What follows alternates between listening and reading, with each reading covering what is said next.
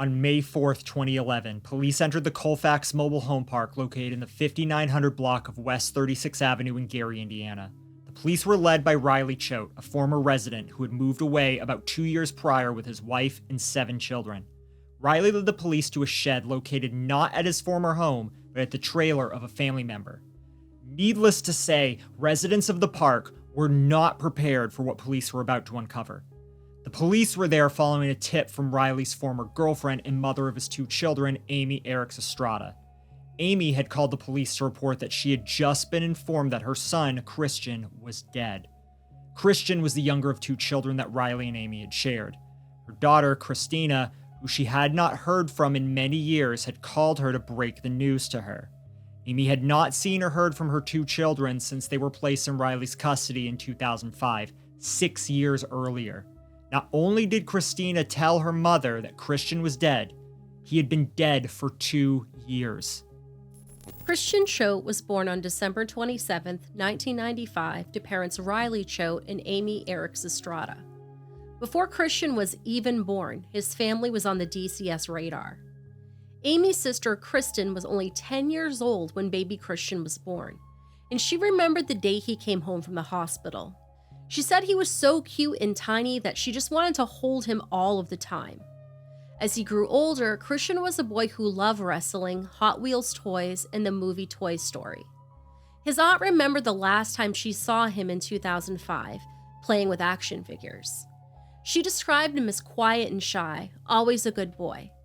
Christian's first grade teacher, Sheila Baczynski, taught him at Hosford Park Elementary School. She remembered him as a cute blonde-haired little boy with lots of energy. Not much is known about the early years that Christian lived with his mother. We do know that Riley and Amy were never married, and they appear to have broken up early in Christian's life. By 1999, Riley was married to an older woman named Kimberly Kubina. Kimberly had some children of her own, and over the years, they also gained custody of many of her sister's children. Kimberly's sister had lost custody of her 9 children due to addiction in 2001, and from 2001 to 2009, most of the children lived with Kimberly and Riley.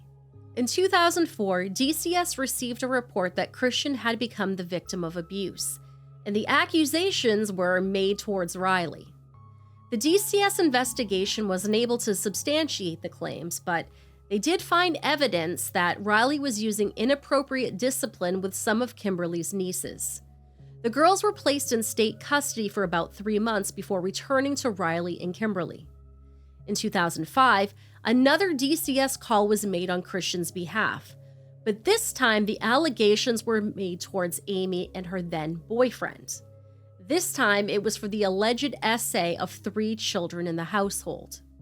This investigation uncovered evidence of neglect and lack of supervision on Amy's behalf. However, the essay claims could not be substantiated. The boyfriend was never charged and his name has never been made public. Following this discovery, DCS removed Christian and his sister Christina from their mother's home.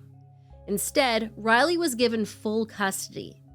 At the time, Christian was 9 and his sister was around 12 years old. Many sources have cited this placement as irresponsible. Riley had previous involvement with DCS, as well as a fairly long criminal history that made him a felon.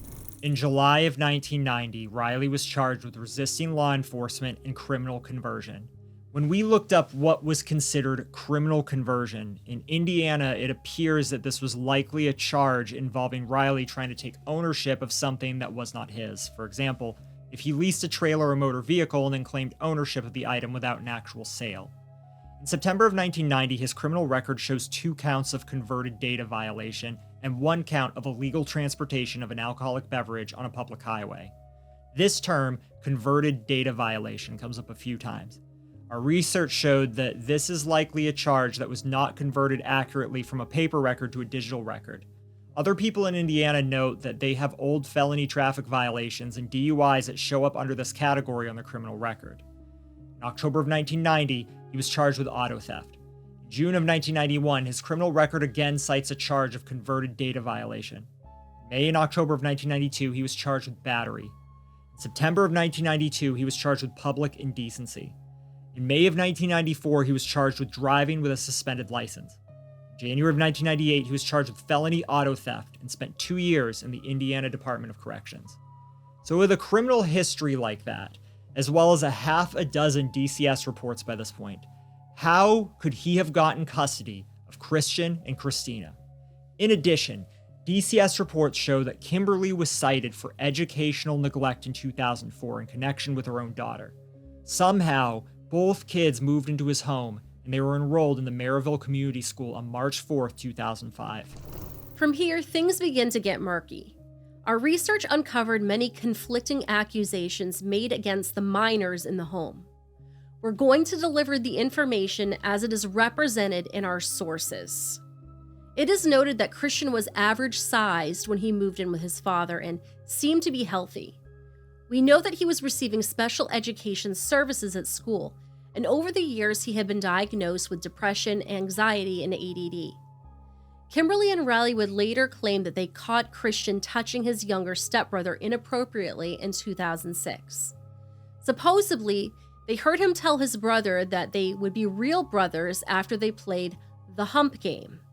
Again, we are unclear if this is true or an excuse for later mistreatment of Christian.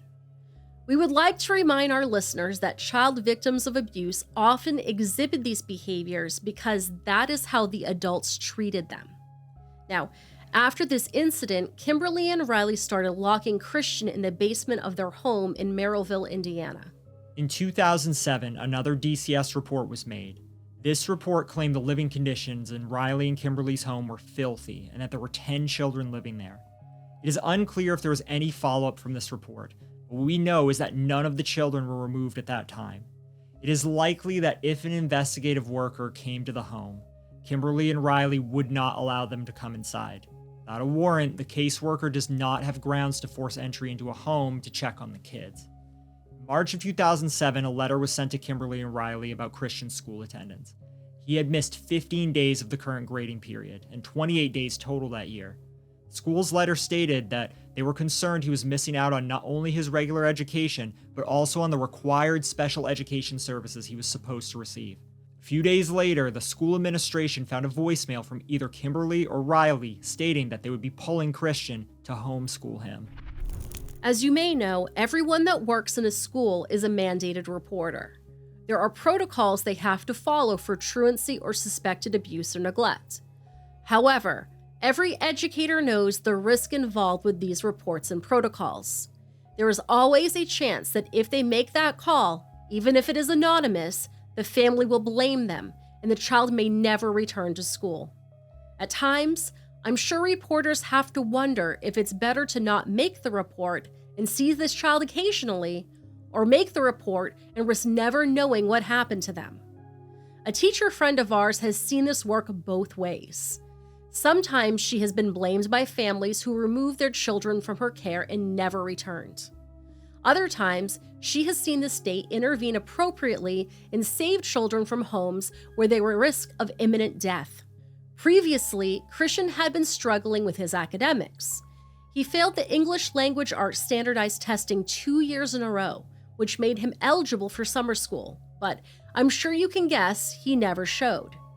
In April of 2008, the family uprooted and moved to the Colfax Mobile Home Park in Gary, Indiana. Many sources note that the children's grandmother also resided in this same mobile home park. It is unclear if this was Kimberly or Riley's parent and therefore grandmother to the children, or if she was the grandmother to one of the adults.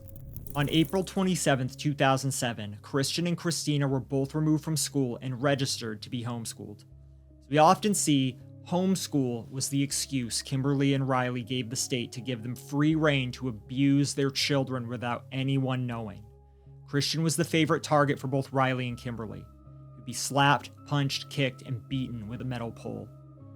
In this new trailer, there was no basement to confine Christian, so instead he was kept to a single room inside of the home. Initially it was the bathroom, and then later it was Riley's room. However, at this point, Christian still had some fight in him and he broke out of the house and ran away. His goal was to get to his mother. However, he was found shortly afterwards at a nearby Walgreens and brought back. After this incident, things took a turn for the worst. Kimberly bought a dog crate from a neighbor across the street for $15. This dog crate was put in Riley's room right next to his computer. This became Christian's new prison. Christian would spend the next 12 months in that dog crate. He was initially let out to do chores around the house, go to the bathroom, and eat food. However, it wasn't long before Christian was able to put his skinny, malnourished arms through the crate and unlatch it. He, of course, ran away again. The whole family went looking for him. Once again, he was found, and he was dragged back to the cage. After Christian's escape attempts from his cage, Riley added another layer to keep his son imprisoned. He drove to a local hardware store and bought 4 locks. He attached them to the cage along with 3 others that he already had. The keys for these locks sat on his computer desk right next to the cage. At some point in his confinement, his sister Christina became his primary caretaker. She was instructed by Kimberly and Riley to feed him and let him out for bathroom breaks. According to both her reports and those of others in the house, she was also one of the people abusing Christian. The difference in these reports is that Christina said she would strike her brother out of fear. She felt that if she did not follow the orders from Kimberly and Riley, that she too would be beaten. Others in the house claimed to have seen her hitting Christian even when Kimberly and Riley were not present. Things continued to get worse for Christian. At some point, Kimberly noticed that Christian's feet were turning purple from lack of mobility. She then instructed Christina to allow him out to do exercises in an attempt to increase his circulation. In addition, she instructed Christina to start giving him ice-cold baths twice a week. Kimberly also claimed this was to increase his circulation. The other children in the house would later tell how Christian screamed during these baths. Imagine being completely emaciated. Your extremities are starting to fail from staying in a cramped position all the time, and then your treatment is to have your aching body doused in ice water. At this point, Riley and Kimberly did not see Christian as a human. They told the other kids, and I quote, "He needs to be locked up. He's a dog." Now, I should note that if you lock your dog up like that, you're a piece of shit, but I digress. While Christian sat curled up in the cage day in and day out, he could hear the sounds of his family eating meals and children playing outside, but he was never able to join them.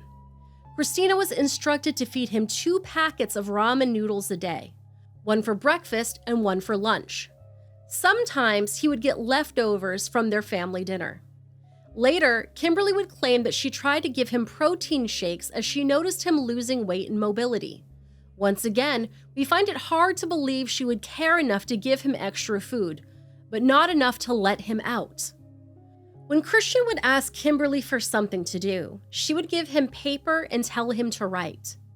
Police would later find many of these papers.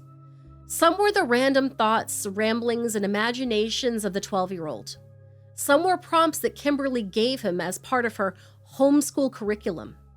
These topics included, why do you want to play with your Peter? Why can't you just let the past go? What does it mean to be part of a family? And why do you still want to see your mom? In 2008, there were 2 more opportunities for adults to intervene and save Christian. Another DCS call was made after the family moved to Gary. This report once again cited filthy living conditions in the trailer and claimed there were 10 children in the home. This report also stated that there was a child under house arrest for inappropriately touching another child. This report had been made by a neighbor named Lori Wingard and her husband. Her husband had gone to the trailer and seen Riley screaming at Christian while he cowered. A worker did come to the house to investigate, but Kimberly and Riley would not let them inside the home. Lori remembered watching as Kimberly talked to the investigative worker outside and thinking, "Go inside," but Kimberly did not let her in. None of the claims could be substantiated, so once again, the case was closed. It ended up being Lori that sold them the dog cage, but she did not know how it was used until years later. At that point, she broke down, absolutely horrified. She said Christian would have had to stay in a fetal position all the time to fit in that cage. The second chance that Christian had to be saved was when he made his last trip to his pediatrician. At this appointment, he told his doctor that he was being locked up at night. The doctor knew that he was soiling himself.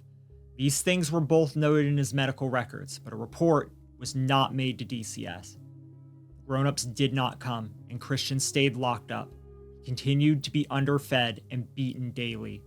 The other children in the house would later say that Christian rarely made noises during his beatings. He knew if he made noises or cried, he would be beaten even worse. He was rarely allowed to leave the cage, so he'd have to relieve himself inside of it. He knew if his parents found any evidence of this, he would be beaten. Christian would sometimes hide his feces in the drywall or the dryer vent to avoid further punishment. Eventually, Christian's physical state declined so much that he lost control of his bladder and bowels. The adults figured the best way to solve this was to put diapers on him. From that point forward, Christian was naked in the cage with nothing but a diaper on. The diapers were appropriate size for a 6-year-old child, and at this point, Christian was near his 13th birthday. Christina recalled one particular night that she was instructed to tie Christian to a bed frame that stood about 6 feet tall. Now, this bed frame had been placed upright against a wall. According to one other child in the home, Christina first tried to duct tape him to the bed frame, but when that didn't work, she used shoelaces. She tied his hands and feet to the frame and used Kimberly's camera to video record while Christina beat him. She was forced to strike him and choke him until he turned blue. Now, after the beating, Christian was kept tied to the bed frame and couldn't stop crying. He was repeatedly told to shut up. When he didn't stop crying, Christina and Kim put a sock in his mouth and secured it with duct tape. Later, after Kimberly left, Christina laid the bed frame on the floor so that Christian could sleep. Another one of Christian's punishments was having his hands tied to the top of the cage.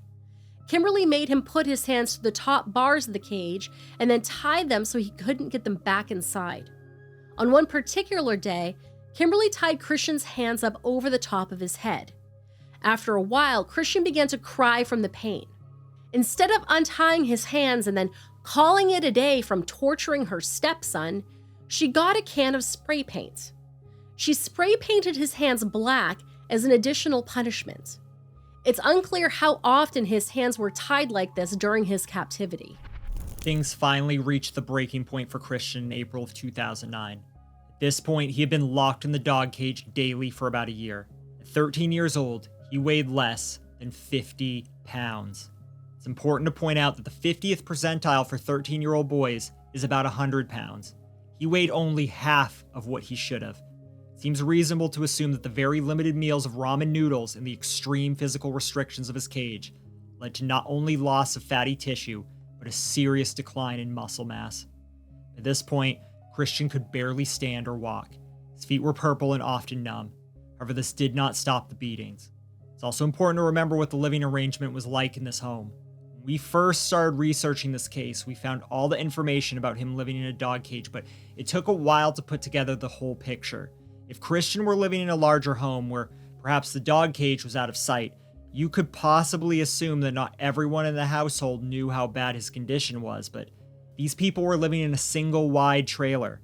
It's estimated that there were 10 or 12 people living in that trailer in April of 2009.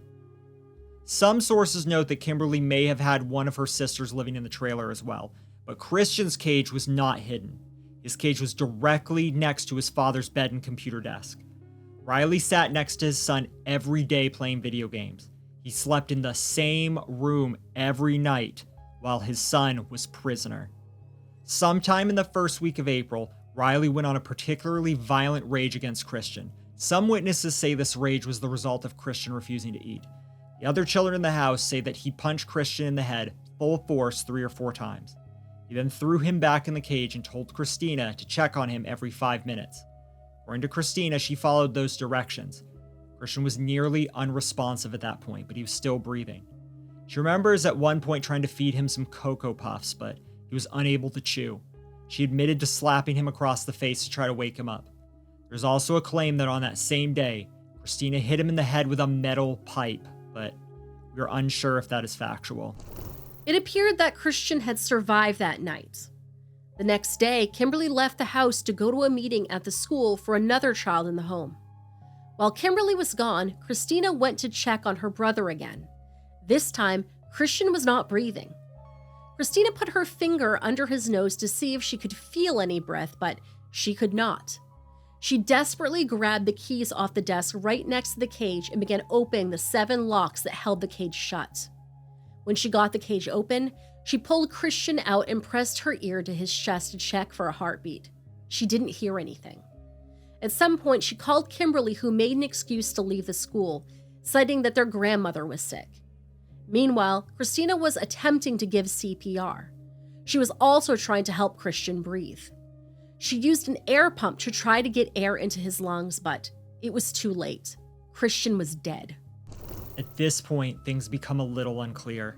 In the stories later told to police, Christina, Kimberly, and Riley were all somehow involved in disposing of Christian's body, but it's unclear who was helping at which part. Our best guess is that Kimberly came home and told Christina to wrap his body in a yellow blanket. They then put his body inside 2 trash bags into a beige Rubbermaid tote with a gray lid. They consistently said that the tote was then loaded into the back of their SUV along with several others and driven down the street to their grandmother's house. They unloaded the totes and left them there. Christina later told officers that Riley came home and said to Christina, "If you say anything, I swear to God, I will kill you and bury you with your brother." So Christina stayed quiet. She stayed quiet when they gave her a mixture of bleach and water and told her to clean out Christian's cage. She stayed quiet while they hauled her brother's prison from the house and set it on the lawn by the shed. She stayed quiet when 2 days later Kimberly and Riley returned home covered in mud, saying they had taken care of his body.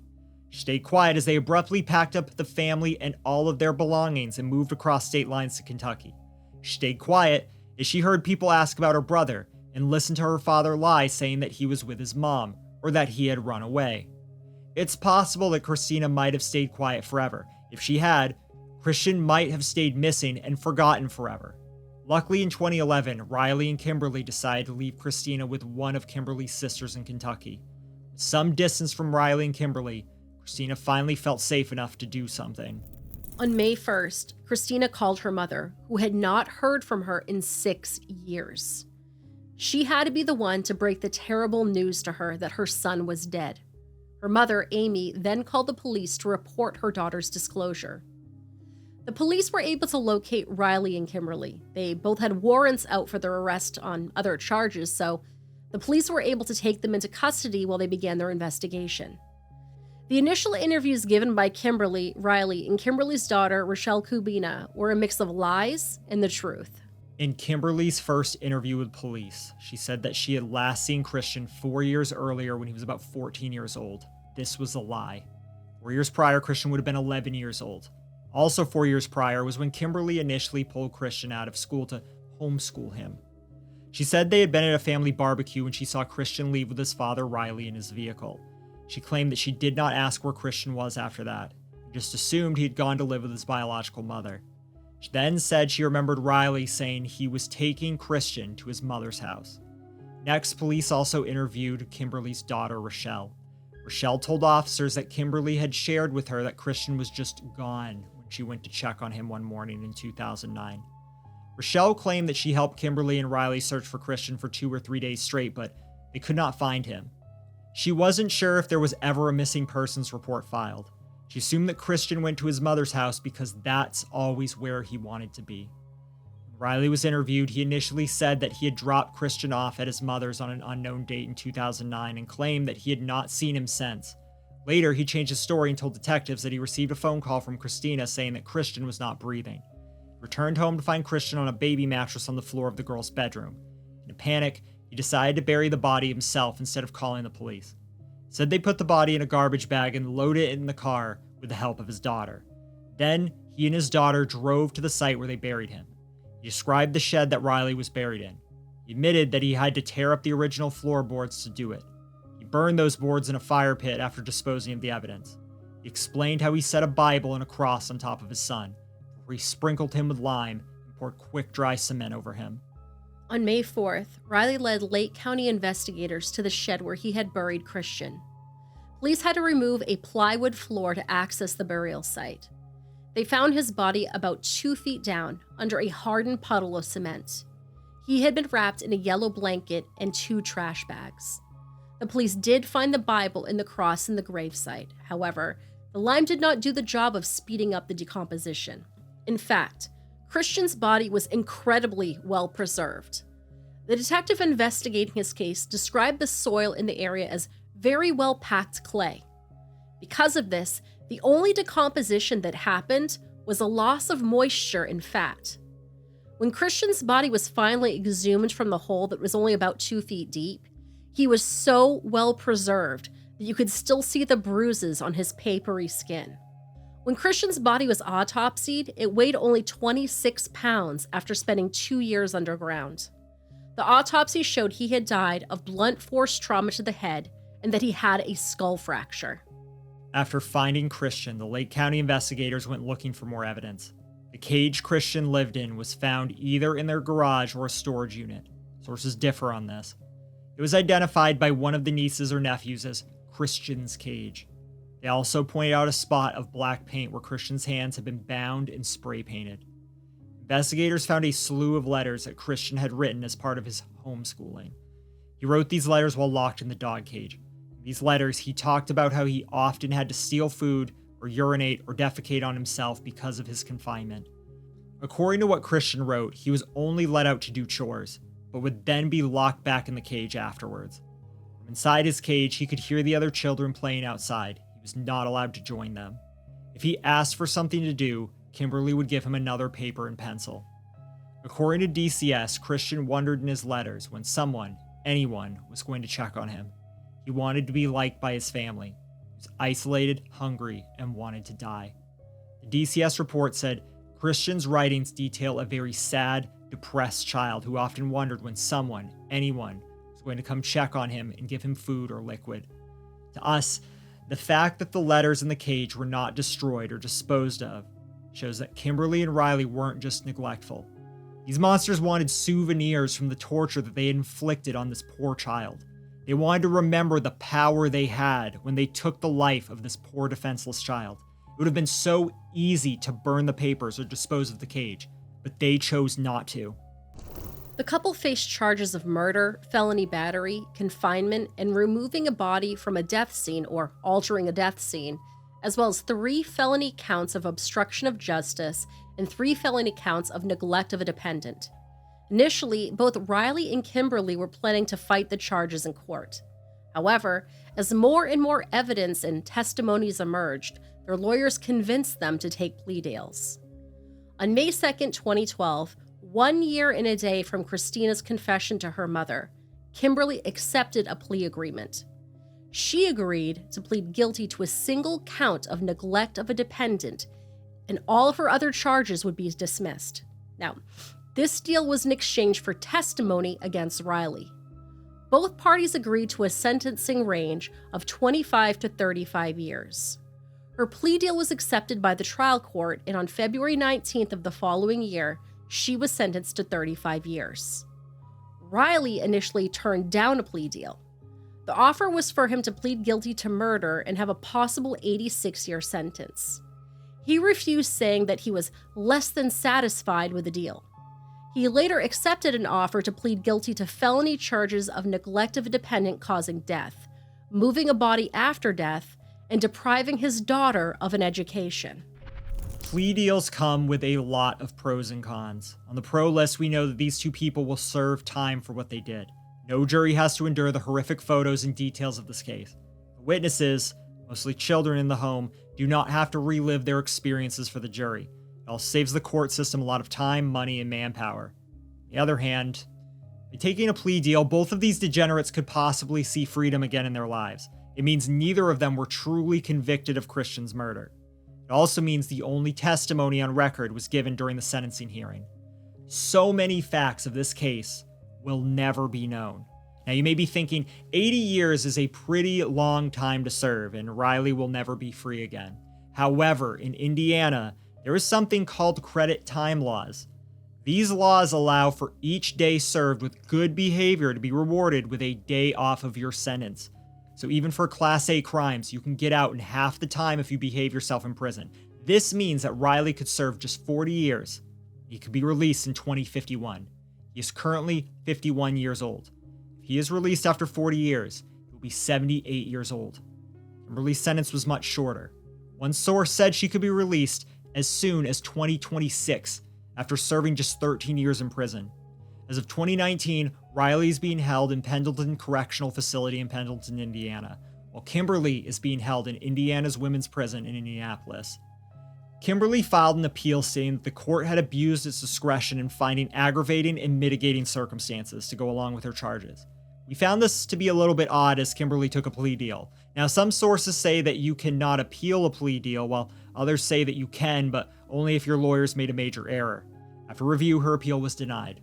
During the review of her appeal, it is noted that in phone records, Kimberly referred to Christian as that boy, a bastard, and a predator. She also said that Christian and Christina were invisible to her, and she didn't care if, in her words, that kid crawled up and died as long as he was out of her life. It is important to note that no charges were ever filed against Christina. She admitted to many ways that she harmed Christian while he was in her care. She was just 13 years old at the start of his confinement, and there's mixed opinions in the community if she was a victim or not, truly. However, she was responsible for helping the world find Christian, and she is the reason why we're able to share his story today. A vigil for Christian was held on Friday, May 13th, 2011, in front of the Calumet High School. Hundreds of people attended. The vigil included prayer, candlelight, and the release of dozens of balloons, many bright red and heart-shaped. The vigil was organized by two women from Gary, Indiana. There was also a memorial service held for Christian that began with a song and a prayer. Over 150 sat with heads bowed, grieving for a little boy who had been forgotten for 2 years. The pastor said, "We are here to grieve with the family and grieve with the community because what was done here was done among us. How did I not know him? How did you not know him? How did this escape our attention?" People gathered to hug Christian's mother and browse through a photo album of Christian's early years, before the fateful custody placement with his father. The photo album included pictures of him in Halloween costumes such as Winnie the Pooh, a Kit Kat bar, and a baseball player. There was also a card his mother saved celebrating his birth. At his service, there was a large card that read, "To Christian, you're safe now." Red carnations and chrysanthemums sat in a large arrangement next to his casket, greeting mourners as they walked by, saying goodbye with tears streaming down their faces. In 2013, there was a petition started to create Christian's Law. This law pushed to make it a felony not to report the abuse of a child. Change.org, their petition only had 97 supporters before it was closed and abandoned. For 2 years, there was no headstone marking Christian's grave. 2013, a woman from Washington named Pat Breslin raised $2,000 to purchase a marker. The small granite headstone contains a picture of Christian in happier times, flanked by etchings of a kneeling angel and a race car. It's inscribed with the words, "Forever in our hearts, my beloved son, our brother and grandson." Pat did not know Christian, but she had read about his story. She said, "I had to do something for him and let people know that these children count, children like Christian, and not just turn a blind eye anymore."